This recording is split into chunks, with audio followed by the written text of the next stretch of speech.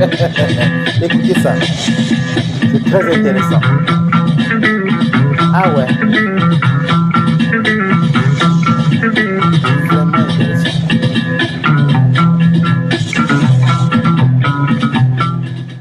Madame, Monsieur, bonsoir. Merci de nous suivre depuis la présidence où le chef de l'État se prête une fois de plus à l'exercice de l'entretien télévisé.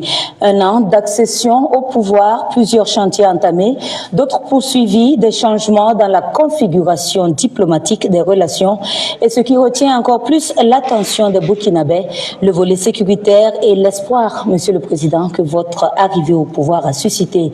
Nous évoquerons autant de sujets et bien d'autres. Bonsoir, Monsieur le Président. Bonsoir. Et pour mener à bien la tâche qui nous a été assignée, je suis avec mes confrères Patenema Oumar Ouedraogo des éditions Sidoya et Ismaël Ouedraogo de la télévision Burkina Info. Bonsoir, chers confrères. Bonsoir Ruth. Bonsoir Monsieur le Président. Bonsoir. Bonsoir Ruth. Bonsoir Monsieur le Président. Excellence, cela fait une année que vous êtes dans le fauteuil présidentiel. Jeune capitaine de 35 ans qui ne s'était pas tracé un destin politique. Et depuis votre arrivée, à l'image des récents événements que nous avons connus, chaque jour pratiquement a été jalonné par des questions d'État. Excellence, comment est-ce que vous vous sentez aujourd'hui et comment est-ce que vous vivez tout ceci? Depuis le premier jour, nous avons dit que nous avons été révoltés par des faits, ce qui a conduit donc à entreprendre ces actions. Le peuple a bien voulu, depuis ce jour, nous confier donc la destinée de cette nation, chose que nous assumons pleinement. Certes, ce n'était pas l'objectif, comme vous l'avez signifié, mais la mission est sacrée, on nous l'a confiée et nous avons juré de mener à bien cette mission. Donc, on se sent de plus en plus réconforté tant que le peuple est avec nous. Et cette mission va la mener à bien. Les derniers événements, Monsieur le Président, c'était les 26 et 27 septembre, avec notamment ce qui s'est passé au Burkina Faso. Vous avez fait un tweet en disant « Je rassure de ma détermination à conduire la transition à bon port, en dépit de l'adversité et des différentes manœuvres. » Alors, comment vous vivez ces événements, ces multiples rebondissements contre votre pouvoir? Il faut d'abord signifier que, comme je dis, l'itinéraire emprunté est difficile. Nous avons une lutte à mener contre l'impérialisme. Et l'impérialisme, ce n'est pas uniquement ceux qui sont à l'extérieur, c'est surtout les valeurs locaux sur place. Ce sont des choses que nous vivons depuis le premier jour. Mais bon, on s'était dit que c'est logique, lorsque nous nous sommes révoltés, 2 mois, 3 mois, certains peuvent ne pas être contents, jusqu'à 6 mois on observait. Mais à un moment donné, il faut que les gens arrêtent. Ça continue, on a mis en garde plusieurs fois. Et bien, on ne peut pas concevoir qu'un an après que le peuple ait choisi son itinéraire, que nous sommes dans une nouvelle configuration, que des gens s'opposent à cela. Est-ce à dire que c'est la tolérance zéro désormais contre toute personne qui s'aventurerait à déstabiliser votre pouvoir? Ne dites pas notre pouvoir, je dirais toute personne qui voudrait, c'est-à-dire se mettre en travers de la marche de ce peuple-là. Il n'y a pas de sentiment. Ça, c'est terminé. Nous avons assez sensibilisé, nous avons assez parlé aux gens.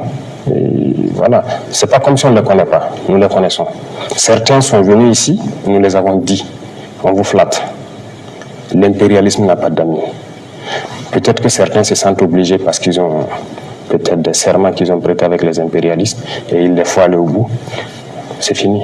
C'est fini. Monsieur le Président, des sous-officiers, des officiers aujourd'hui, est-ce que toutes ces arrestations ne montrent pas qu'il y a un malaise au sein de notre armée au Burkina Faso? Pas de malaise. Ce sont des individus manipulés. Voilà. Il n'y a pas de malaise. Les hommes se battent au front. Il n'y a aucun malaise. Et si vous regardez ceux qui sont dans ces situations-là, ce n'est pas forcément des gens venus du front. Donc les Burkinabés se battent. On ne peut pas concevoir que d'autres qui sont à l'arrière, ils se permettent de rentrer dans certains projets. Et en fait, il faut reconnaître que les impérialistes, ils sont très malins. Ils peuvent prendre quelques individus avec qui ils traitent, et ces individus se sentent obligés d'aller au bout parce qu'ils sont menacés aussi. S'ils ne vont pas au bout, ce qu'ils ont pris ou bien les serments qu'ils ont prêtés avec eux, ils auront des problèmes. Mais ils vont embarquer d'autres personnes dedans. C'est peut-être que les gens soient intelligents. Mais Voilà, il n'y a pas de problème majeur. Tout le monde ne sera pas d'accord, mais ça fait partie. Excellence, l'un des gros sujets d'intérêt pour la population, c'est bien la question sécuritaire, la sécurité et la défense. Une année après, le Burkina qui continue d'essuyer de lourdes attaques, comme on l'a vu à Conakry il y a quelques semaines. Alors, 53 morts, ce fut énorme, Monsieur le Président. On aimerait un peu comprendre ce qui s'est réellement passé. Les batailles, il y a des morts. Mais 53, on trouve ça trop. Sûrement que quelque chose n'a pas fonctionné. Les enquêtes sont en cours aussi. S'il y a des choses qui n'ont pas fonctionné à notre niveau, qu'on puisse régler ça rapidement. Mais il faut reconnaître que Combri, c'était une action audacieuse. C'était très audacieux parce que c'est une zone qui a été abandonnée, qui était sous contrôle terroriste. Donc, vous savez très bien, depuis 2021, personne n'y a mis pied. Il faut y aller. Toutes ces zones où on est absent depuis des années, nous allons y aller. Ce sera des batailles très dures, il faut s'y attendre, mais nous sommes là pour ça. Il faut qu'on y aille. Alors pour rester dans cette région, Tangay, c'est une des communes rurales qui a été reconquise il n'y a pas très longtemps, avec à la clé l'installation d'une base militaire et même le retour des populations. Sur le terrain, vous pourrez le constater. Voilà. Il y a des choses même que nous voyons souvent qui ne nous plaisent pas forcément. Parce qu'il arrive que certains communiquent, on a reconquis tel village, les gens ont rejoint. Peut-être que d'autres personnes contestent ça, notamment sur vos plateaux télé. Mais ça constitue des victoires pour vous, c'est symbolique en termes de victoire pour vous, naturellement. Je suis d'accord, oui. Mais vous voyez ce qui se passe lorsqu'il y a ce débat-là, d'autres disent oui, c'est reconquis, d'autres disent non. Les villageois se mettent à se filmer eux-mêmes dans leur village pour prouver que c'est reconquis et les voilà au marché, ainsi de suite. Bon, nous, dans notre stratégie, je dirais, ça ne nous plaît pas trop. Nous voulons que ça... Ceux qui veulent le constater, ils peuvent aller sur le terrain. Il y a des zones où aujourd'hui, vous partez, vous circulez. Donc, c'est mieux que les gens aillent constater.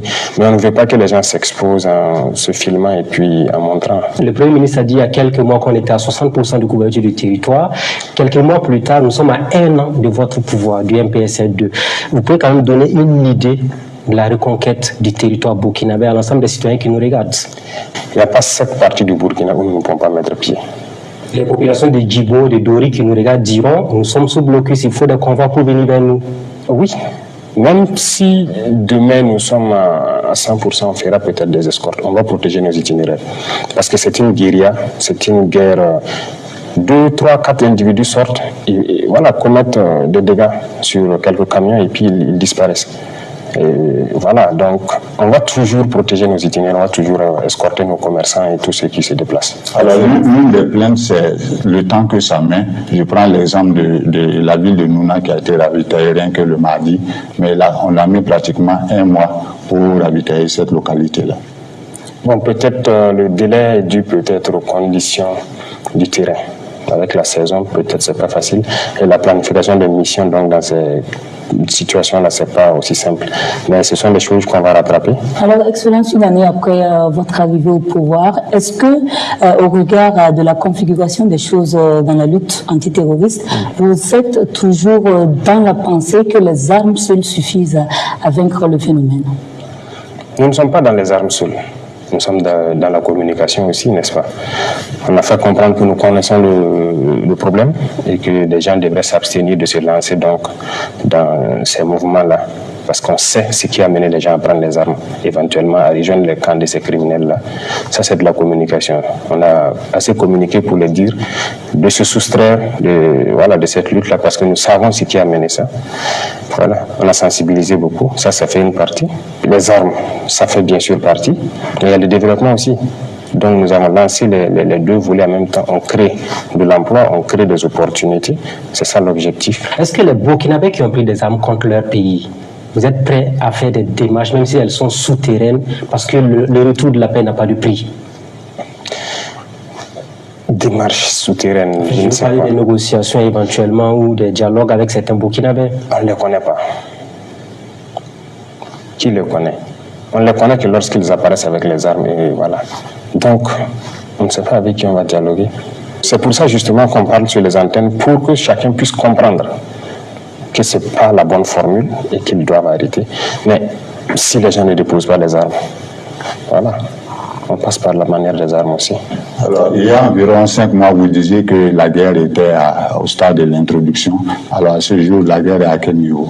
Je dirais qu'on est toujours à l'introduction parce que l'équipement qui doit venir, ça commence un peu. On n'est même pas à 10% d'abord. La guerre n'a pas encore commencé?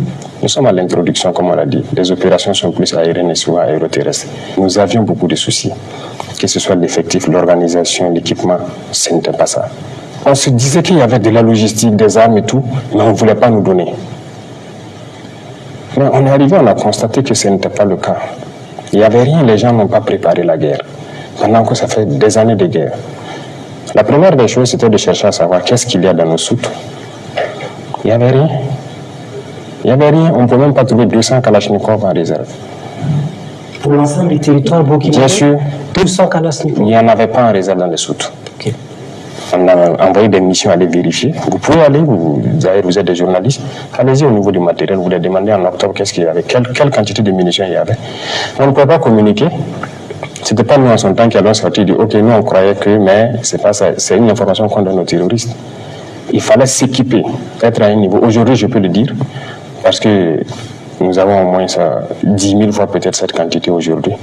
Donc, Excellence, à quand pourrons-nous véritablement estimer le début de cette guerre?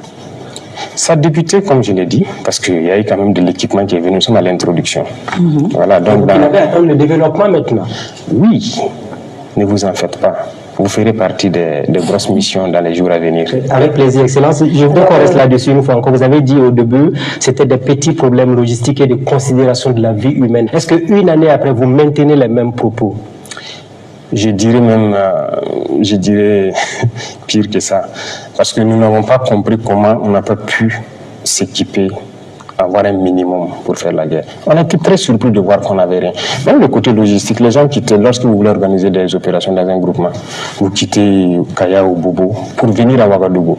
Vous gagnez quelques 5-7 pick-up, vous êtes content, vous repartez, vous faites, et vous venez réintégrer ici. Aujourd'hui, aucun groupement ne vient à la portion centrale pour chercher ses moyens. Ils ont tous leurs moyens, ils font leurs opérations. C'est en un an. N'est-ce pas l'occasion pour vous de faire la lumière sur l'audit au niveau des forces armées? Parce que vous avez dit qu'il n'y avait rien. Tout cet argent qu'on investissait, finalement, dont on parlait, est-ce que vous êtes prêt à faire toute la lumière? Parce qu'il faut quand même faire un audit pour comprendre pourquoi on n'avait pas des armes alors qu'on était en guerre depuis près de 7 ans. Il y a une justice militaire. Et il y a même la justice civile. Il y a beaucoup de structures de contrôle. Nous avons donné le temps. Et je pense qu'on est même allé loin. Vous avez vu entre-temps une réorganisation dans la justice militaire. Est-ce que vous avez cherché à comprendre ce qui s'est passé? On va même réorganiser parce qu'il y a des dossiers qui sont là-bas. On dit qu'il faut que ça avance vite. Il faut que les Burkinabés sachent ce qui se passe. Les officiers milliardaires en question, vous en avez parlé. Est-ce que vous allez les traquer jusqu'à leur dernier retranchement afin qu'ils rendent au peuple ce qu'ils ont pris indûment? Ce que je souhaite même, ce n'est pas les officiers seulement qui sont fautifs dans cette affaire. Il y a des militaires et des civils. Vous savez très bien. Vous savez qu'il y en a qui ont été découverts, mais est-ce qu'ils ont été jugés? Rien. Allez-y aussi demander à la justice, faites vos enquêtes, demandez-leur quelle est la situation. Parce que je pense que lorsqu'il y a des situations comme ça, il y en a même qui ont... Voilà, il y a des structures de lutte contre la corruption qui ont porté plainte contre certains individus dans ce pays, allant dans ce cadre-là, mais il n'y a rien eu, non. Excellence, on va s'intéresser également à celle au sein de l'armée. C'est un aspect qui vous tient à cœur, mais il y a également un volet important sur la cohésion et l'entente au sein de cette armée. Bien avant votre arrivée, plusieurs observateurs avaient fait cas de division et de gestion clanique au sein donc de notre armée. Mythe ou réalité? Et si réalité, est-ce que vous êtes parvenu à restaurer la cohésion? Ce que je vous dis, la question de cohésion, il faut le prendre sur plusieurs angles. D'abord, on a dit une armée qui combat par, non, on n'aime dire pas cotisation, c'est compliqué. Quand on dit unité, je pense que c'est du français. L'unité, ça fait un. Mais l'armée, c'est des unités. Mais on n'avait pas d'unité en tant que telle. Juste quelques unités constituées. Donc, il fallait se réorganiser. Aujourd'hui, nous avons plusieurs bataillons. Des hommes qui sont ensemble, qui se connaissent très bien et qui travaillent ensemble. Ça, déjà, la cohésion commence par ça. Lorsque vous êtes ensemble, vous vivez ensemble, vous affrontez le terrain ensemble, vous ne pouvez qu'être unis. Donc nous sommes dans cette phase et tous les combattants sont unis. Ils sont dans des unités et ils sont en bonne cohésion. Ce que vous entendez un peu par-ci par-là des problèmes de cohésion, je dirais que ce n'est pas des problèmes en tant que tels. Voilà, c'est des individus. Vous savez, il y en a qui ne croient pas du tout qu'on peut aller nous-mêmes. Pour vous dire clair, lorsque nous avons décidé de nous séparer de certains partenaires, il y a des officiers qui ont carrément écrit, les fiches sont là, d'autres sont venus nous voir, on ne va pas tenir un mois. En fait, ils sont pessimistes, ils ne croient même pas en eux. Donc ces gens vont véhiculer des messages, en ville et tout, il y a problème de cohésion, on n'est pas d'accord avec ça. Non, on tient. Quel avenir pour la gendarmerie nationale? Comme vous êtes là, vous pouvez le dire publiquement devant les citoyens. Elle va exister, il n'y aura pas de projet éventuellement au niveau de la gendarmerie? Qu'est-ce que la gendarmerie a fait de mal? S'il y a des individus à la gendarmerie qui font du mal au peuple, ils vont répondre. Voilà. Si demain c'est toute la gendarmerie, je ne peux pas vous dire aujourd'hui, mais pour l'instant, c'est quelques individus à l'intérieur de la gendarmerie qui sont manipulés. Donc vous le rassurez, la gendarmerie ne sera pas dissoute comme le disent certaines langues. Qui vous a dit ça? Beaucoup de choses se disent. C'est une guerre de communication, c'est une guerre psychologique. Donc, vous savez, les gens sont très intelligents dans le mauvais sens. Voilà, c'est des fuites en avant. Ils s'imaginent ce qu'on va faire si jamais. Voilà, donc je dirais aux gens de ne pas s'intéresser à ces propos-là. Voilà, on sait ce qui se passe. C'est des gens qui sont intelligents, mais dans le faux montage. Les détachements militaires burkinabés, on en parle, Excellence, parce qu'il y a eu il y a eu des attaques. On a des victoires aussi, c'est la guerre avec des défaites aussi. Quel est le point des détachements militaires actuellement au Burkina Faso?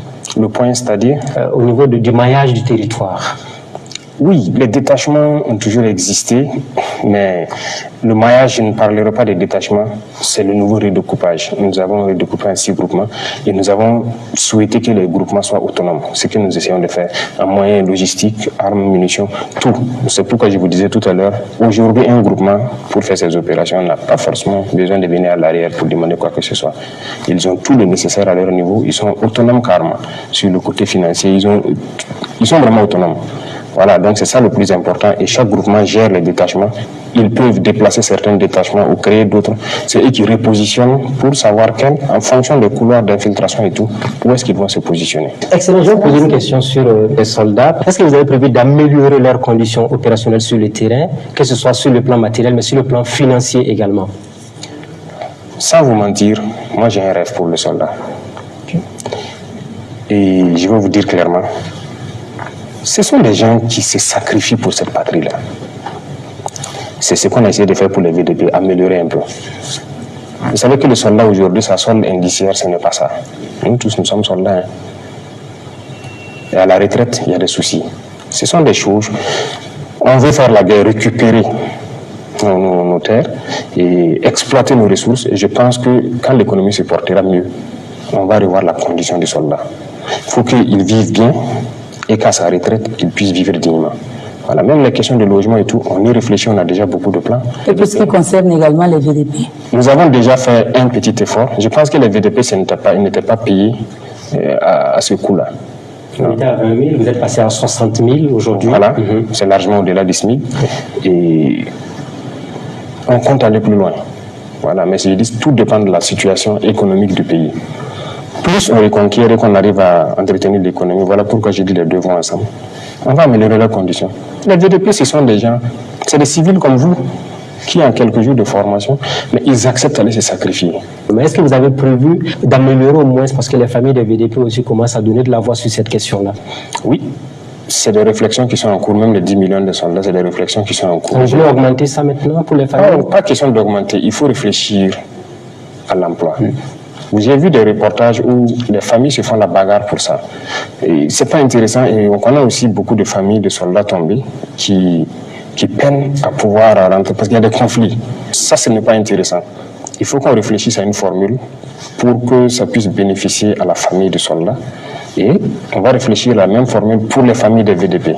Une formule juste qui ne va pas heurter les sensibilités africaines parce qu'il ne faut pas que l'argent soit objet de division. Excellence, l'opinion s'intéresse également à la coordination du travail sur le terrain entre FDS et VDP parce que de plus en plus, on a le sentiment que les VDP tombent beaucoup plus au front.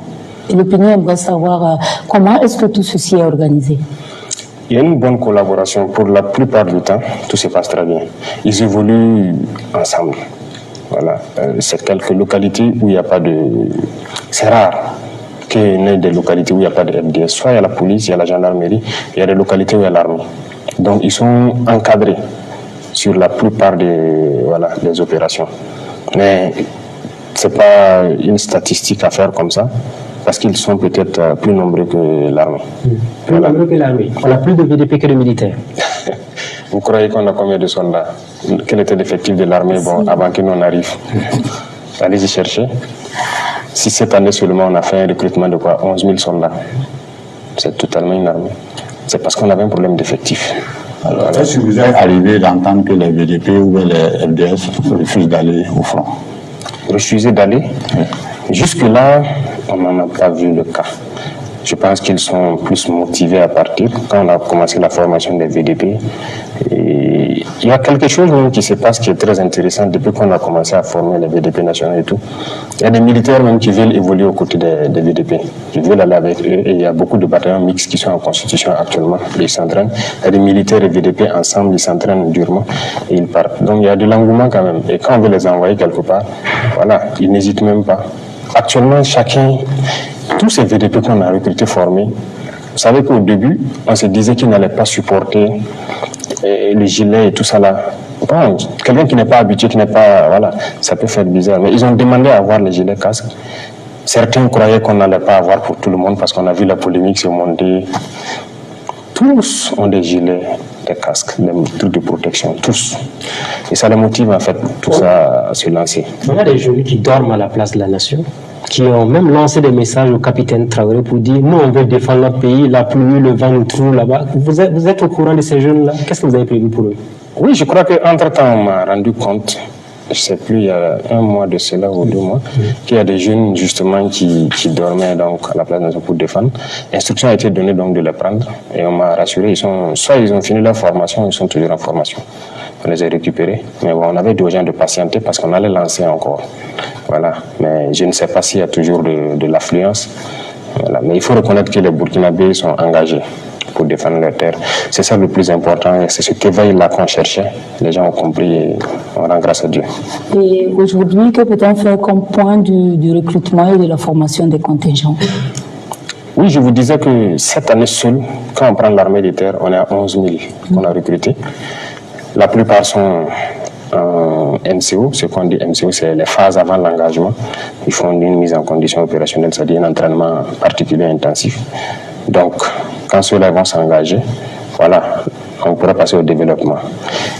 Côté gendarmerie, il y a eu des gendarmes auxiliaires qu'on a décidé de recruter. La première vague a fini 1400, il y a au moins 1500 encore, donc ils étaient 3000 en tout. Côté eaux et forêts aussi, vous avez dû remarquer, il y a un recrutement spécial de 4000 qu'on a lancé. Même au niveau des policiers, je pense que vous avez vu leur réorganisation. Voilà, on a regroupé en Goubi. Voilà, c'est ce qu'on appelle le groupement mobile d'intervention, qui sont déployés un peu partout, à qui je rends hommage d'ailleurs au passage, qui sont engagés, fortement engagés, parce qu'avant ils n'avaient pas peut-être un certain type d'équipement qu'on refusait de les donner. Actuellement, ils ont tout. Donc voilà, on recrute et on réorganise et on avance. L'Assemblée nationale a donné son quitus pour l'envoi d'un contingent au Niger. Alors, est-ce que cela ne contribue pas à disperser les forces au niveau du Burkina? Non. Je pense que le débat s'est tenu là-bas et les arguments ont été assez suffisants. Lorsque vous devez défendre le périmètre de cette table, vous ne restez pas normalement sur la table pour défendre. Il faut partir au-delà. Si on avait soutenu le Mali depuis les années 2012, si on avait soutenu le Niger, vous croyez que le terrorisme serait arrivé là? Je ne pense pas. On est resté bras croisés, ça n'arrive qu'aux autres. D'ailleurs, c'est ce que beaucoup d'États autour font aussi. Je crois que ça ne va pas les arriver. Non, on fait des erreurs. D'abord, donc sur ce point seulement, la meilleure manière donc de se défendre, c'est d'aller un peu au-delà.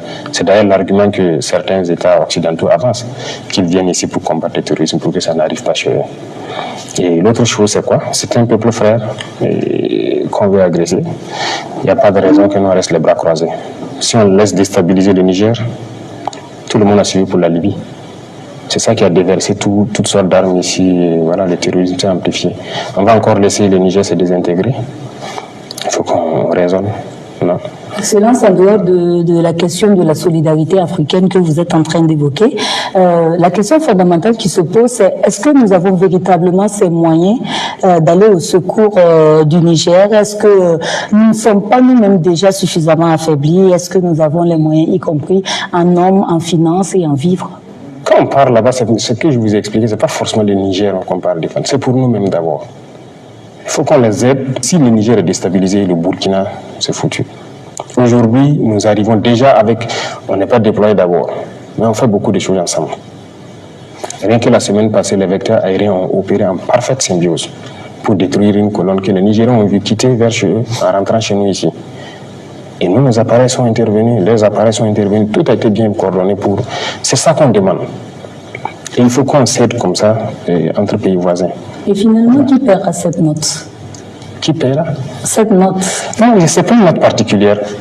De toute façon, sur notre territoire, on fait des opérations. Il n'y a rien de particulier si les soldats se retrouvent de l'autre côté de la frontière pour faire la guerre. Le 16 septembre 2023, donc, il y a eu la création de l'AES, l'Alliance des États du Sahel. Est-ce là un processus vers la fin de la CEDEAO ou le retrait de ces trois pays de la CEDEAO pour une certaine autonomie?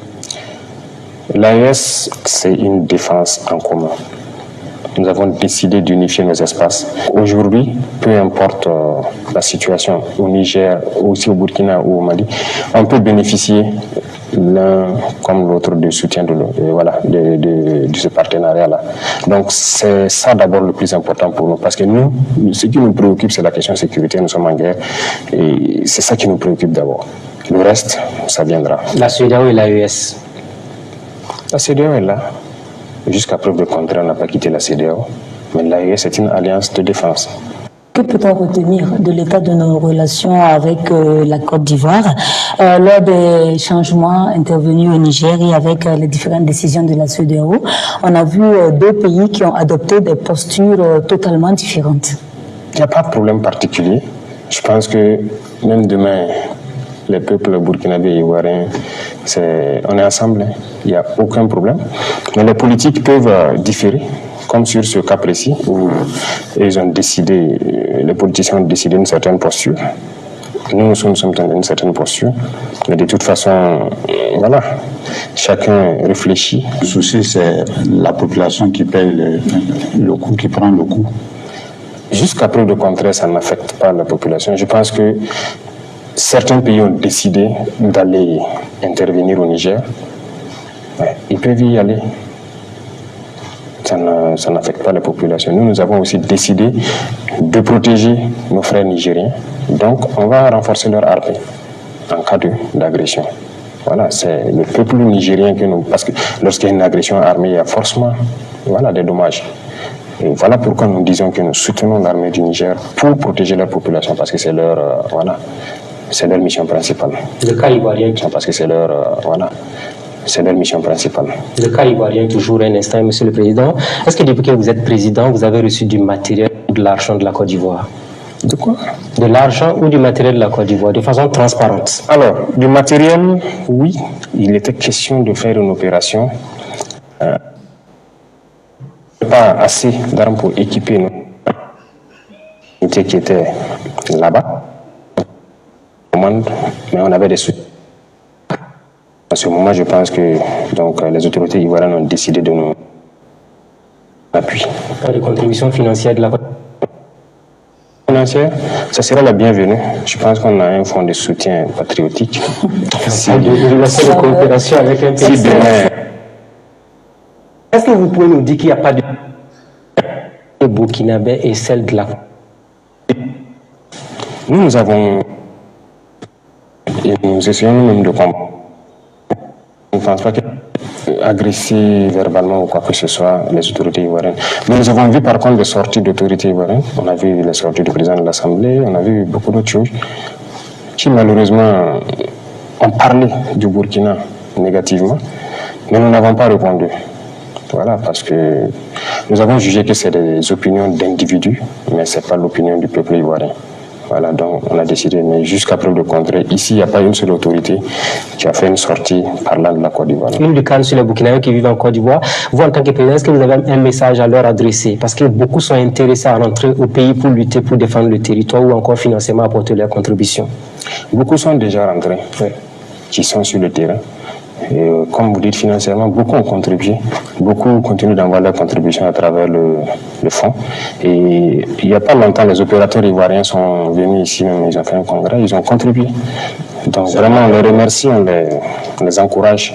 C'est de la Côte d'Ivoire seulement? Non, beaucoup de la diaspora. Ça, il faut le reconnaître. C'est ce que j'ai dit, nous avons beaucoup apprécié le réveil. Le réveil, l'éveil de conscience et tout. Les gens aiment leur pays. Ils aiment leur patrie et peu importe où ils sont, ils pensent toujours au pays. Ça, moi, j'ai beaucoup apprécié. Et cette année seulement, si vous comptez le nombre de fois, ceux de la diaspora qui ont eu des congrès ici, c'était vraiment très bien. Et à chaque fois, ils viennent y contribuer. Donc, ce n'est pas la Côte d'Ivoire seulement, tous les Burkinabés de l'extérieur, on les salue. Monsieur le Président, quelquefois marquant de notre diplomatie, c'est la cristallisation des relations entre le Burkina Faso et la France et notre rapprochement avec la Russie.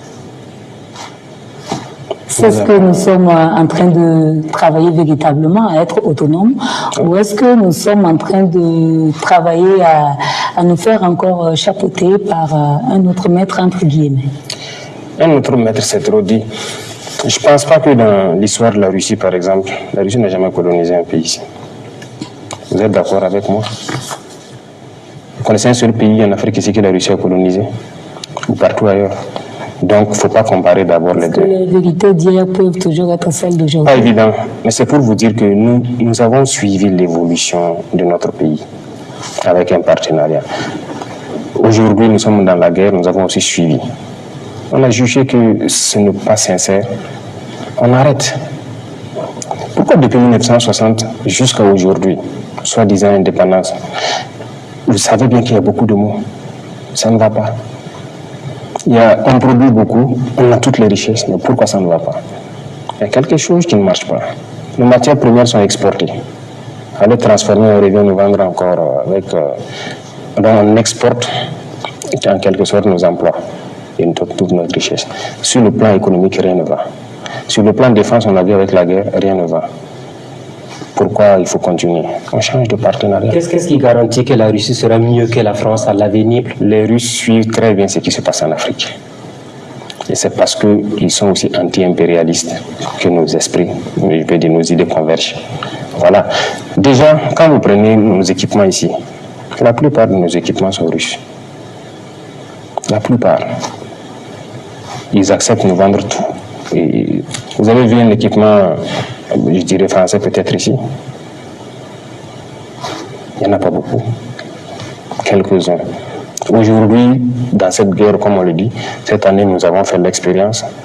On refuse de nous vendre, par exemple, beaucoup d'États impérialistes refusent de nous vendre ce qu'ils disent, ce qui est létal. Des canons qui se montent sur l'avion, on refuse de nous vendre. Et voilà. Et avec la France, il y a beaucoup de choses qu'on souhaite payer, mais ils ne vont pas nous donner la licence. On ne va pas nous vendre.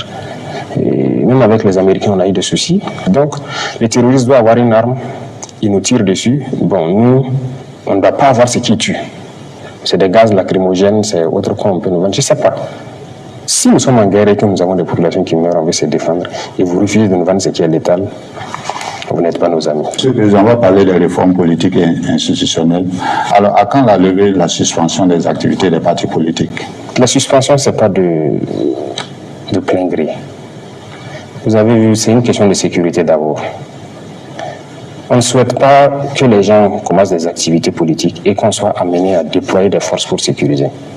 Parce que je pense qu'il y a eu le cas dans un pays voisin où des politiciens ont voulu faire une rencontre et des gens sont venus s'en prendre à eux. Voilà. Et ça nous a interpellés. On dit, bon, c'est difficile, nous on va employer la force à autre chose. Aujourd'hui, je vous disais que beaucoup d'unités sont constituées. Vous voyez pas trop de policiers dans la rue comme ça. Voilà, on est concentré sur la guerre, on ne peut pas encore se partager pour sécuriser il y a trop de partis politiques. Est-ce que vous craignez les partis politiques au Burkina Faso? Craindre pourquoi? S'ils reprennent leurs activités avec éventuellement des mobilisations, on n'a pas fini. Non, ça ne craint pas. Je vous dis que c'est le peuple qui décide. Vous êtes sûr qu'il y aura de la mobilisation? Non, c'est pas si concret. Donc si vous n'êtes pas sûr, pourquoi vous ne les laissez pas reprendre leurs activités sans problème? C'est la question de sécurité, j'ai dit. Si demain on dit à des gens de faire leurs activités et que des gens les agressent, qu'est-ce que vous direz? Les OSC qui mènent des activités à l'image des partis politiques. Les OSC qui mènent des activités comme quelle activité? Il y a des organisations de la société civile qui soutiennent les marches, comment on appelle ça, les meetings là. Les meetings et autres. Vous êtes sûr que c'est des OSC? C'est le peuple. Parce que quand vous dites OSC, ce sont généralement des gens qui ont peut-être... voilà. Le ressenti général est qu'il y a peut-être du 2 poids 2 mesures. Non, c'est un phénomène spontané. Ce n'est pas forcément une OSC qui organise une activité ou truc. C'est un phénomène spontané. C'est la masse populaire qui a compris et qui soutient. Donc là, c'est autre chose.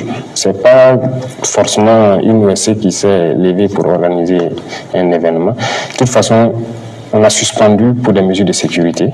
Et au besoin, on analyse la situation, on va lever. Est-ce que vous avez pour intention d'assainir justement cette vie politique-là? Et si oui, comment est-ce que vous comptez procéder? Bien sûr, on va assainir. Je pense qu'il y a la relecture des textes. Vous trouvez normal même que quand on prend le nombre de partis politiques au Burkina, vous trouvez normal qu'on ait tous les idéologies pour développer le Burkina? On a besoin de 100 000. Vous comptez donc toucher au multipartisme qui a déjà été consacré? Le multipartisme existera. En tout cas, il y aura des conditions pour pouvoir exercer. Et ceux qui rempliront les conditions exercent. Monsieur le Président, il y a des gens qui manifestent tout le temps, qui vous soutiennent. Et s'il y a des gens qui veulent organiser des marches de contestation de votre pouvoir, est-ce que vous allez les laisser faire? Ce n'est pas mon pouvoir, c'est le pouvoir du peuple. C'est vous qui êtes le président. Oui, mais c'est le pouvoir du peuple. C'est le peuple qui a décidé que nous soyons là. Ça, il faut que vous le compreniez. Et si notre parti du peuple dit on va manifester contre le pouvoir actuel, est-ce que vous êtes prêt à les accepter? Les accepter, ils peuvent manifester. Il n'y a pas de problème. Ils peuvent manifester. D'ailleurs, ceux qui veulent aller au complot, là, c'est une forme de manifestation, non? Voilà, ils peuvent manifester. Ils sont libres. Est-ce que justement vous pensez à la question de l'organisation prochaine des élections? Notre pari tient toujours. C'est le rendez-vous de juillet 2024? On n'est pas encore arrivé, donc nous on espère qu'à la sortie de la saison pluvieuse, là, on puisse avancer sérieusement dans la lutte. Et voilà, s'il plaît à Dieu. Excellence, on n'est pas juillet 2024, mais vous le savez, gouverner, c'est prévoir. Est-ce que vous envisagez effectivement de respecter cette échéance de la fin de la transition comme ce qui avait été retenu dans la charte? Gouverner, c'est prévoir, très bien. Alors, le premier jour, nous avions fait comprendre aux gens qu'on souhaite juste faire le minimum de temps possible dans cette lutte. Si, par exemple, certains acteurs nous avaient laissé lutter sérieusement, on ne serait même pas à cette étape actuellement. Mais les gens ont décidé de nous rendre la vie dure. Lorsque nous nous sommes rendus qu'il y avait un problème d'équipement, on a commandé beaucoup d'équipements un peu partout. Les pays amis nous ont par exemple envoyé immédiatement nos équipements. Et les pays qui sont encore sous le dictat des impérialistes, ou qui sont même impérialistes, ont par exemple décidé de bloquer nos équipements. Ça met du retard chez qui? Qui est responsable de ce retard? Et une fois, on nous a dit ici, vous dites qu'il faut qu'on fasse vite pour faire les élections. Et c'est vous encore qui bloquez nos équipements, vous ne voulez pas qu'on fasse la guerre. C'est quoi le problème? Qu'est-ce que vous voulez? Mais si vous répondez à cette question, voilà. Est-ce que vous êtes en train de me dire que tant qu'il n'y aura pas la sécurité, il n'y aura pas d'élection? Il n'y aura pas d'élection qui va se concentrer uniquement à Ouagaï, à Bobo et quelques villes autour. Il faut que tous les Burkinabés choisissent leur président. Il faut que ceux qui vont postuler puissent aller partout au Burkina. Voilà, aller faire leur campagne et tout. Donc, il faut qu'on assure la sécurité d'abord. On ne peut pas se mettre... Mais pourquoi on est venu? On est venu pour la sécurité, pour que les Burkinabés puissent vivre dignement et tranquillement. Et une fois que ça c'est assuré, les gens pourront circuler librement, aller où ils veulent, faire leur campagne, et là permettre à tous les Burkinabés de choisir leur président. C'est ce que nous souhaitons. Donc aller aux élections n'est pas une priorité absolue pour vous pour le moment? Ce n'est pas une priorité, ça je vous le dis clairement. C'est la sécurité qui est la priorité. On parle de réforme politique au Burkina Faso, nouvelle constitution, entre autres, référendum. Est-ce que vous y pensez actuellement? les textes actuels ne nous permettent pas de pouvoir évoluer sereinement. Parce qu'il y a Qu'est-ce que vous reprochez à cette constitution actuellement? De toute façon, ce que je vous dis dans les jours à venir, la modification partielle, vous allez voir ce que ça concerne. Et on va toucher à un volet. Nous sommes en Afrique. Oui. Peut-être vous ne trouvez pas, nous imaginons par exemple que les différentes confessions au Burkina, les sages, toutes les représentations des différentes ethnies ou tout ça là, vous ne trouvez pas qu'ils puissent donner un avis dans les décisions qui doivent être prises? Parce que cette constitution, c'est uniquement l'avis d'une poignée de personnes éclairées. Mais la masse populaire là, ils ne comprennent pas forcément ce qui se passe. Donc nous souhaitons par exemple faire des ouvertures. Voilà. Et on trouve que ces leaders coutumiers, religieux et tout, ces leaders dans les différentes communautés. Vous envisagez donc d'intégrer certaines approches participatives? Bien sûr. Il faut que les gens puissent, sur certaines décisions importantes, donner des avis. L'Excellence va aussi s'intéresser à la question des libertés fondamentales, notamment avec ce sujet majeur qu'est celui de la justice. Vous savez, au sein de la justice, il y a de très bons acteurs, comme il y a de mauvais acteurs. Et vous le savez très bien. C'est pas moi qui vais vous apprendre aujourd'hui toutes ces affaires qui sont passées. Il n'y a rien eu. Et vous-même, journalistes, là, il faut que vous vous intéressez à certains sujets. Voilà. Combien de gens ont été dans des erreurs graves, dans des crimes économiques, mais il n'y a rien. Ils ne sont pas poursuivis. L'autre jour, je suivais, il n'y a pas longtemps, sur la RTB, par exemple, le débat sur le stade du 4 août. Qu'est-ce qu'il y a? La justice est libre, indépendante. En tout cas, nous n'avons pas dit à quelqu'un de ne pas poursuivre les procédures. Pourquoi ils ne le font pas? Il y a beaucoup de gens qui ont commis des crimes ici, des crimes économiques, qui ont pillé l'argent du peuple, mais qui sont libres. C'est ça qu'on veut régler. Vous vous souvenez, à la rentrée de l'année passée, la rencontre avec les CSM, j'ai dit qu'il faut qu'on change la manière de faire la justice même. Mais il n'y a pas eu de proposition. Il faut que la justice soit pour tout le monde. Voilà, moi, mon cheval de bataille. La justice doit être pour tout le monde. Il n'y a pas de justice pour des riches, de justice pour des pauvres, non.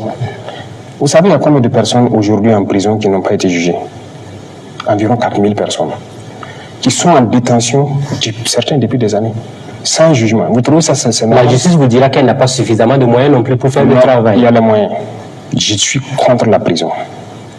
Ce n'est pas dans nos cultures. En Europe, on fait la prison, on attrape les gens pour quoi que ce soit aller enfermer. Il y a un service social qui s'occupe des trucs. Ceux qu'on attrape enfermés ici, qui s'occupent de leur famille. C'est ça le problème. Donc il faut qu'on réforme. On ne peut pas se comparer aux Européens sur ce volet-là. Ils sont loin en avance.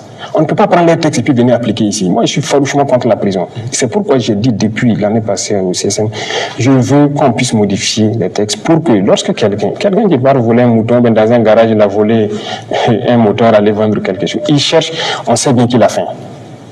On part le faire travailler. Il va rembourser ce qu'il a. Donc les détenus pourraient être des VDP à l'avenir pour le Burkina Faso. Ils vont travailler. Si dans les prisons, les gens commencent à vous dire, nous voulons aller nous battre pour la nation, vous êtes prêts à libérer ces bras valides-là qui sont dans nos prisons pour aller lutter pour le territoire? Mais ils vont aller, ça dépend de ce qu'il a fait. Si ce n'est pas un criminel. Okay. Parce que j'ai dit la prison, c'est pour ceux qui tuent. C'est-à-dire les criminels. Et quand on dit criminels, il y a les criminels, les tueurs en série. Et aussi ceux qui font les gros crimes économiques. C'est des criminels parce que par leur faute, des gens meurent. Eux, il faut la prison. Mais même le crime économique, je suis d'accord pour la prison, mais il doit rembourser ce qu'il a volé d'abord. Aujourd'hui, les gens volent des milliards, on les attrape, on les met en prison. Il accepte purger sa peine, il sort et bouffe ses milliards. Il n'y a rien. Monsieur le Président, on va parler de la radio Omega. C'est vrai que la suspension a été élevée. Alors, est-ce qu'on doit comprendre à travers ce message, ce sophisme, soit vous êtes avec nous, soit vous êtes contre nous? Ce n'est pas ça. Voilà, il ne faut pas prendre ça sur cet angle-là. Les libertés individuelles ne doivent pas primer sur les libertés collectives. Il faut que les gens comprennent ça. Secondo, il faut savoir communiquer. On est en guerre, il faut savoir communiquer. Et il faut pas. Soit vous êtes avec la patrie, ou bien vous êtes contre la patrie. Peut-être que d'autres communiquent sans savoir ce qu'ils font. Mais je pense qu'il y a des sessions de formation que je vois souvent, qui sont organisées au profit de vous les journalistes, pour vous mettre dans la communication de guerre. Je pense que chacun doit voir ça. Mais je me dis que les gens font expression. Vous suivez les chaînes internationales lorsqu'il y a un conflit. Vous les suivez et vous savez très bien qu'est-ce que c'est que la communication de guerre.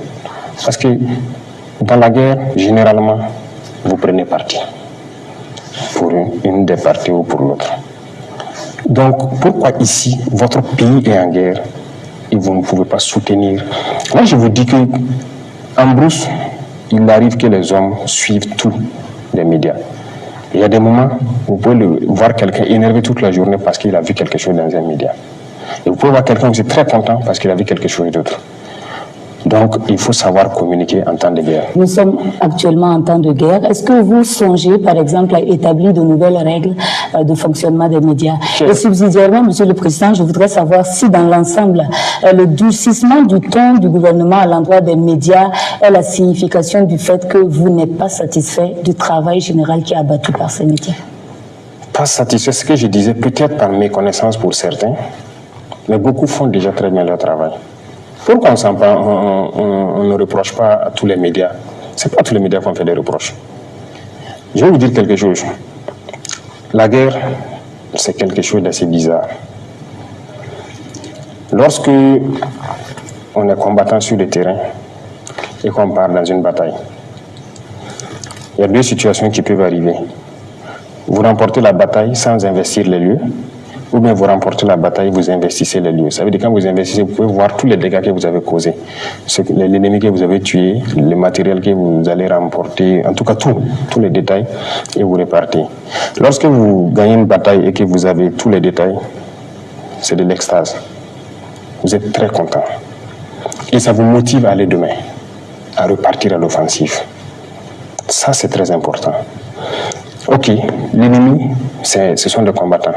Ils réagissent de la même façon. Aujourd'hui, il est très difficile pour eux de venir mener des batailles contre nous et investir les lieux. La plupart du temps, dès qu'ils viennent, ils tirent, ils ramassent leur corps et ils fuient parce qu'ils ne veulent pas rester que les vecteurs aériens viennent les trouver sur place. Ça veut dire qu'ils ne savent pas très souvent qu'est-ce qu'ils ont causé comme dégâts. Lorsqu'on donne à l'ennemi ces informations, ok, vous êtes venu aujourd'hui, vous avez fait tant de dégâts, ça l'encourage à revenir et à reprendre.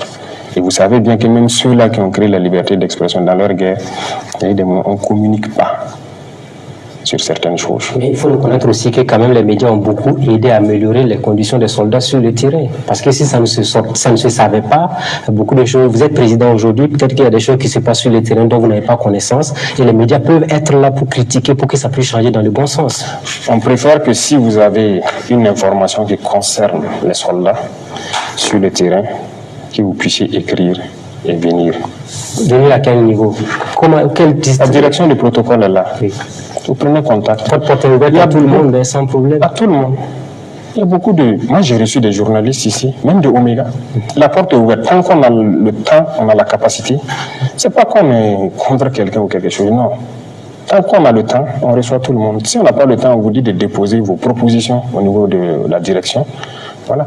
Il y a certains à qui on a dit d'écrire leurs propositions et puis venir déposer. S'il y a des choses qui ne vont pas vous... En quoi est-ce que vous partez dire ça? C'est quoi l'objectif? Non. Donc, si les gens ne savent pas, s'il y a des propositions concrètes et que, ou bien il y a des constatations sur le terrain qui concernent la vie des soldats, il ne faut pas exposer ça à l'ennemi. Venez, vous écrivez, vous venez. S'il y a le temps, même on vous reçoit en même temps. Vous exposez la situation et on vérifie. Donc, vous n'avez aucun problème avec les médias burkinabés? Aucun. Excellence, il y a aussi la réquisition. C'est un nouveau mot qui est rentré dans le quotidien des Burkinabés. Quand il est perçu comme une épée de Damoclès qui plane au-dessus de la tête des citoyens. Alors, certains estiment que donc la réquisition est désormais brandie comme une arme de dissuasion. De toute façon, c'est réglementaire, non? La mobilisation générale, la mise en garde, c'est réglementaire. C'est ça? C'est vous qui dites c'est l'état de droit. C'est l'état de droit, c'est réglementaire. Lorsqu'on est en guerre, on peut prendre certaines dispositions. On peut réquisitionner tout le monde. Récemment, on a un anesthésiste réanimateur qu'on a pris, on l'a vu en tenue avec une arme. Est-ce que c'est son rôle d'aller faire la guerre à la place des militaires, par exemple? Parmi les VDP, je vais vous dire qu'il y a des gens, chefs de projet, en tout cas des entrepreneurs, des gens très bien posés. Ça, ce sont des volontaires. J'arrive, qui se battent. Leur rôle premier, c'était pas ça. Mais ils ont vu la nation en péril. Ils ont décidé de s'engager. Ça, c'est du patriotisme. Ceux qui n'ont pas ce courage de le faire, encouragez donc ceux qui se battent d'une certaine façon. Est-ce que vous parlez de médecins anesthésistes? C'est son travail de critiquer, voilà. C'est qu'il fait, est-ce que c'est son travail de citoyen burkinabé? C'est même pas critiquer, c'est souvent des injures, des débordements. C'est son travail. Vous savez, on respecte tout le monde, il faut respecter aussi les gens. Est-ce que c'est une punition? Voilà. Non, ce n'est pas une punition. Il ira là-bas prouver ce qu'on aurait dû faire. Voilà, il va contribuer. Et puis, les médecins militaires, il y en a. Hein. Ou bien, qui dit qu'il ne peut pas servir là-bas? Voilà pourquoi on tient à ce qu'il soit même entraîné au maniement un peu des armes avant de partir. Sinon, tout le monde peut s'attendre du jour au lendemain à être réquisitionné pour aller au front. S'il le faut, tout le monde ira. On va parler d'économie, relance, création d'emplois et engagement patriotique. Et pour venir à bout de l'idée terroriste, Excellence, vous l'avez dit, il faut de l'argent pour développer le pays aussi. Vous avez donc initié un fonds de soutien patriotique. À ce jour, est-ce que vous êtes satisfait de l'engagement des citoyens? Oui, je suis satisfait, il faut le dire, et c'est à saluer. Les Burkinabés ont accepté de consentir d'énormes sacrifices. Et d'ailleurs, c'est ce que on passe le message souvent aux soldats lorsqu'on passe dans certaines garnisons. Le peuple a accepté de se saigner. Le peuple a accepté. Il y a des taxes qu'on a imposées, il y a voilà, un certain nombre de choses qu'on a dû faire pour pouvoir financer notre gain. Pour les citoyens burkinabés, même s'ils ne parlent pas, la vie chère est là. Les Burkinabés ont accepté volontairement de contribuer. Quand on est parti d'abord sur le fonds de soutien patriotique, au début on avait dit qu'on allait retenir 1%. C'est ça, non? Il y a des gens qui ont dit que non, ça ne peut pas se faire parce que les fonctionnaires souffrent déjà beaucoup trop, ainsi de suite. On a dit il n'y a pas de problème, c'est volontaire. Dans le volontariat, vous savez combien de fonctionnaires sont venus souscrire? D'autres même demandent à ce qu'on prenne plus que 1%. On dit, on rend grâce à Dieu. Et tout ce qu'on a fait, en termes de taxes et autres, les Burkinabés ont accepté. Parce qu'ils ont compris que personne ne viendra financer cette guerre. D'ailleurs, même avec tout ce qu'on récolte, voilà qu'on veut payer, c'est certain, ils bloquent notre argent. Mais il faut qu'on sauve le pays. Et les gens ont compris ça, c'est à saluer.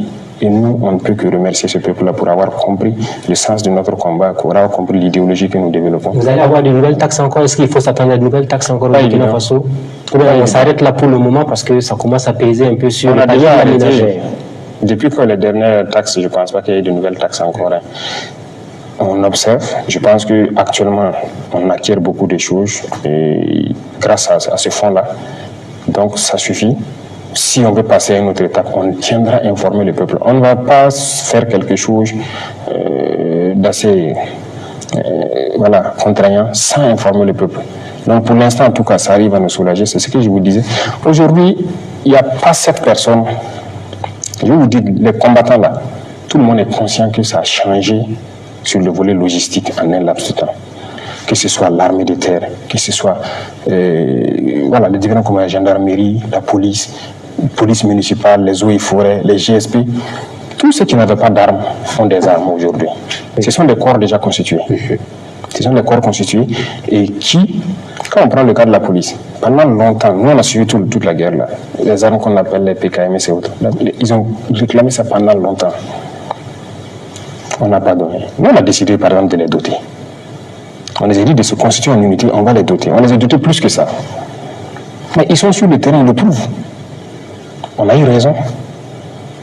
Ça crée de la sécurité dans plusieurs zones qu'ils ont occupées et qu'ils sécurisent. Les eaux et forêts, ils étaient aussi dans leur forêt. On a été interpellés plusieurs fois depuis certains mois. D'autres étaient à 7, à 14, ils ont dit qu'ils ont 2 Kalachnikovs. Aujourd'hui, ils sont tous équipés. Ils rentrent en bourse avec les BDP. Ils sont contents. Ça fait quoi? Ça fait plus de sécurité pour les citoyens. Voilà. Ça, c'est important. Parce que lorsque quelqu'un est en tenue dans une zone assez turbulente et qu'il n'a pas le minimum pour se garder lui-même, c'est compliqué. Donc voilà pourquoi on a assez misé sur ça, les équipements, et même la logistique, les moyens roulants et tout. Vraiment, tout ça, c'est au compte du peuple. Ça fait également qu'on ne part pas chercher l'argent là où on peut en trouver suffisamment, notamment dans les dossiers de crimes économiques, et aussi au niveau de certains travailleurs qui semblent plus nantis que le commun des travailleurs. On ira chercher où il faut. Concernant les crimes économiques, moi, je vous dis de repartir voilà, ceux qui font les unités d'investigation, repartez voir la justice pour qu'ils sortent les dossiers et qu'ils jugent.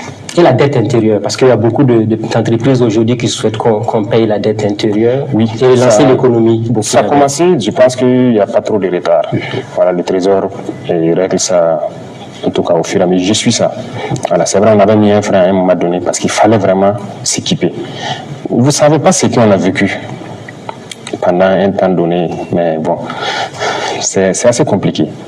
Quand vous recrutez par exemple, lancé pour les VDP, on fait rentrer 5000 VDP et vous vérifiez pour voir si on peut les équiper tous et vous vous rendez compte qu'il n'y a rien. Qu'est-ce que vous faites? On va les former, les laisser sortir, on va les tuer. Parce que s'ils repartent chez eux, on va les tuer. Il fallait les équiper en urgence. Donc ça fait qu'on a dû bloquer un peu certaines factures au niveau des entreprises pour payer de l'équipement en attendant de mettre en place le fonds. Le fonds est mis en place maintenant, ça fonctionne. Donc je pense que les entreprises, en tout cas beaucoup, sont en train d'être soulagées. Oui, mais certaines entreprises demandent à ce qu'elles soient exonérées de certaines taxes compte tenu de la situation. Exonérées? Non. D'abord, même les taxes que nous on a instituées, la plupart, quand ce soit la boisson ou autre, la téléphonie, ce n'est pas les entreprises, hein. C'est les citoyens qui payent. Pour l'instant, on n'a pas touché une entreprise proprement dite. C'est les citoyens qui payent. Lorsqu'on a augmenté le prix de la boisson, c'est augmenté chez vous aussi, non? Bien sûr. Vous avez mis également en place l'actionnariat populaire en appelant à l'engagement de tous. Et récemment, vous étiez à Bobo pour la pose de la première pierre d'une usine de transformation de la tomate. Peut-on en déduire que l'initiative se porte bien? Oui, une fois de plus encore, moi je dis, on rend grâce à Dieu que les gens aient compris l'esprit qui est derrière cette idéologie-là. Les dévanciers ont parlé beaucoup de ça, d'autres ont voulu initier, mais c'est un système qui a été combattu. Pourtant, c'est un système qui marche. Nous, ça nous fait mal de voir aujourd'hui. Vous êtes déjà allé sur un site d'orpaillage, voir dans quelles conditions les jeunes Burkinabés travaillent. Le courage qu'ils ont de faire ça. Par exemple, on veut semi-mécaniser ça un peu, pour qu'au moins ils puissent soustraire le maximum de leur labeur et que ça puisse aller de façon un peu plus mécanique. Ça fait partie des missions de l'APEC. Tout ce qu'on produit ici, vous êtes d'accord que on produit tout ce... Quand on prend les produits de première nécessité, l'huile, le lait, comment je vais dire, même c'est pas des tomates qu'on a. Vous trouvez normal que nous on cultive l'arachide, le soja, le sésame, tout ça, nos noix de karité, tout exporté et ensuite payer encore l'huile de l'extérieur? Est-ce que c'est normal? Vous trouvez normal qu'on laisse nos producteurs produire la tomate, que des gens viennent d'ailleurs, la caisse qu'ils pouvaient vendre à 30 000 ou combien? On paye à 1000 francs, on part, on transforme en pâte, on revient nous vendre. Non, ça va, on a réfléchi, on a pensé. Il faut qu'on ait beaucoup d'entreprises de ce genre-là, pour la transformation, pour la mécanisation, pour en tout cas beaucoup de choses. Comment financer? On a pensé à ce modèle. Et le peuple finance. Est-ce que vous avez des garanties que cet argent va bien être utilisé pour éviter éventuellement que les gens souscrivent et que l'argent se retrouve éventuellement détourné? Je suis ça de près. Voilà, ce qui a mené d'ailleurs à pouvoir poser la première pierre et commencer la construction de la première usine. Et ça continue. Donc celui qui va voler 5 francs d'un Burkinabé dans cette affaire, il sera face à vous. Hein. C'est ça que j'appelle un crime. Oui. Voilà, ça ce n'est pas tolérable. Et je pense que ceux qui sont au niveau de l'APEC le savent. On a fait d'ailleurs une visite là-bas dernièrement. On ne peut pas s'amuser. Et d'ailleurs, les citoyens suivent ça aussi. Tous ceux qui souscrivent, voilà, ils suivent. Il y a des plateformes qui, si ce n'est pas déjà prêt, où les gens pourront suivre les souscriptions et l'évolution. Et ça évolue très bien. Et depuis un temps donné, on est très satisfait. Ça, vraiment, on remercie beaucoup le peuple qui a compris, que ce soit le Burkina de l'intérieur, surtout de la diaspora aussi, parce qu'il y a carrément un bureau qui s'occupe de la diaspora. Et ça se porte très bien. La production agricole va mobiliser 3000 militaires et des PDI, alors pour la production de 190 000 tonnes de céréales et de légumes. Alors, le problème est que ça s'inscrit dans une période bien définie, 2023-2024, alors qu'il y a jusqu'à plus de 2 millions de Burkinabés qui sont frappés par l'insécurité alimentaire. Alors, quel est votre commentaire? Oui, l'initiative est lancée et ça se porte très bien. On a pu faire le point. Je pense que même ils ont dit qu'ils vont faire un point encore au peuple de ces jours-ci. Ça se voit très bien. C'est d'ailleurs au-delà de nos attentes en termes de superficie qu'on voulait emblaver et tout. Et les militaires et les pays participent. Voilà. C'est l'autosuffisance alimentaire qui est en ligne de mire. Ça, c'est l'objectif. Il faut qu'on y arrive et c'est possible. Pendant combien de temps éventuellement dans vos prévisions? Alors, il a dit tout de suite que l'initiative c'est 2023-2024. C'est pas exclu que ça y ait extension, mais au niveau du ministère de l'Agriculture, on nous a demandé un travail. Ils nous ont fourni donc dernièrement un document qu'on a autorisé en Conseil des ministres, l'offensive agricole. C'est là-bas en fait que ça sera plus large parce que c'est le ministère qui doit s'occuper de ça par vocation. Donc ça aussi ça sera lancé tout de suite.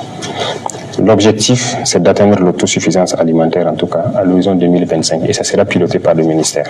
Ce sont des initiatives qui visent en tout cas à occuper la jeunesse qui est en quête également d'emploi. Et lors de la commémoration de la journée internationale, vous aviez lancé un appel à l'entrepreneuriat. Quelle est votre vision, Excellence, pour cette jeunesse? On a encouragé l'entrepreneuriat bien avant d'être là-bas. Je pense que il y a les conseils des ministres avant où vous avez vu que les PME, par exemple, on a travaillé à élaguer beaucoup de taxes autour. C'est pour encourager les gens parce que nous avons de la chance d'être aussi de vivre dans la masse populaire. Les jeunes qui veulent créer des petites entreprises, souvent se retrouvent confrontés à beaucoup de sortes de taxations. Ils n'arrivent pas à ça. Accès au marché. Il y a beaucoup de jeunes qui créent, après voilà. Ils n'ont même pas accès au marché public et autres. C'est des problèmes à n'en pas finir. Tout ça, on a facilité. Oui. Donc j'ai dit d'élaguer tout ce qui est taxe autour, et l'accès au marché aussi. Et voilà, on a facilité beaucoup de choses actuellement. On continuera de le faire, c'est pour encourager les jeunes à entreprendre et pouvoir les accompagner. Et d'ailleurs, dernièrement, c'est ce qui a amené à rencontrer donc les banquiers là, où on les a demandé, on attend toujours, qu'ils nous fassent des propositions. Même s'il faut que l'État puisse trouver des garanties pour que les jeunes puissent avoir les prêts à des taux vraiment acceptables dans les institutions financières pour se lancer. Il le faut. Sinon, si on ne va rien changer...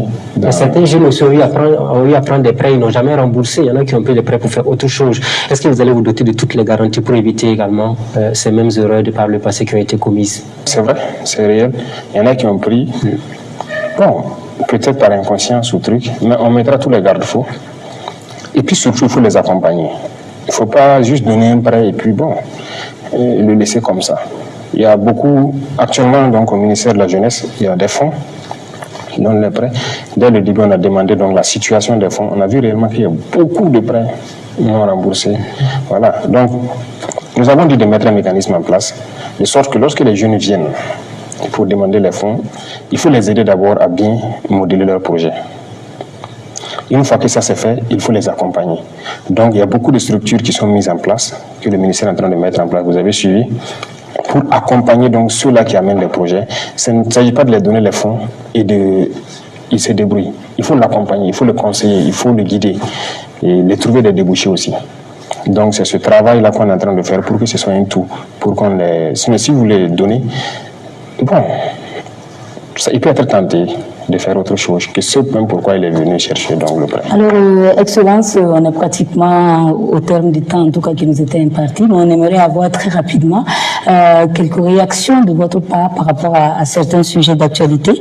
Tout à l'heure, on a évoqué le cas du stade du 4 août, 11 milliards comme somme initiale, des travaux engagés, non homologués par la FIFA, beaucoup à refaire, et bien évidemment, une facture qui va s'agrandir avec ce que nous avons comme amenuisement de nos ressources financières.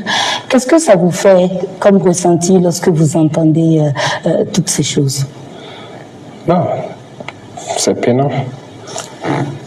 Je pense que ce n'est pas le seul cas. Il y a beaucoup de situations comme ça, des marchés qui ont été passés, voilà, des montants pas possibles, et puis le travail. Vous avez vu la route de Koudougou, par exemple.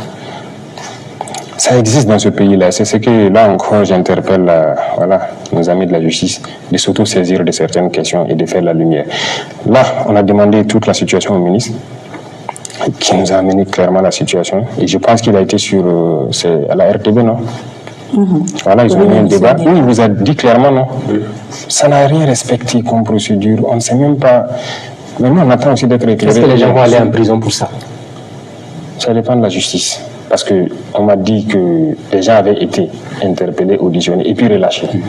Monsieur le Président, le souci était qu'il avait même du mal à pointer du doigt les principaux responsables.